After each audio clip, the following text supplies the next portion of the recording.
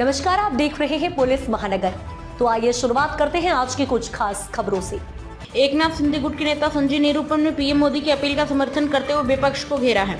उन्होंने कहा कि जब से प्रधानमंत्री नरेंद्र मोदी ने देशवासियों से मितव्ययी रहने की अपील की और 1 साल तक सोना न खरीदने, डीजल, पेट्रोल और खाना पकाने के तेल की खपत कम करने को कहा है, तब से पूरा विपक्ष मानसिक रूप से विक्षिप्त हो गया है। उन्होंने कहा, दिल्ली से मुंबई तक सभी विपक्षी पार्टियां कई प्रधानमंत्री के प्रोटोकॉल पर सवाल उठा रही, तो कभी अर्थव्यवस्था के आसन्न संकट के लिए सरकार को दोष दे रहे हैं। उन्होंने सवाल उठाया कि क्या हमने पश्चिम एशिया में युद्ध शुरू किया?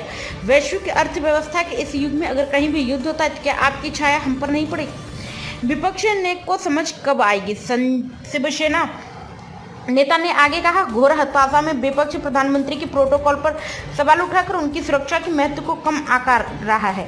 क्या प्रधानमंत्री को कभी पैदल चलना चाहिए?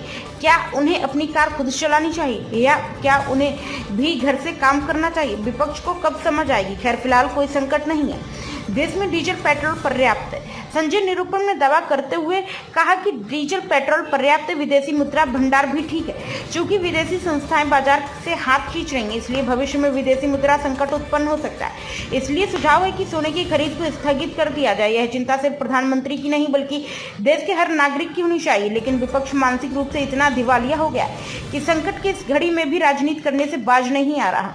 प्रधानमंत्री नरेंद्र मोदी ने सोमवार को 24 घंटे में दूसरी बार जनता से पेट्रोल डीजल की खपत कम करने, सोने की खरीदारी से बचने, पब्लिक ट्रांसपोर्ट और कारपूलिंग अपनाने, वर्चुअल मीटिंग्स को बढ़ावा देने और डिजिटल तकनीक के अधिक उपयोग की सलाह दी। इससे पहले 10 मई को तेलंगाना से उन्होंने इसी तरह 10 अपील की थी। अब तक की खबरों में बस इतना ही।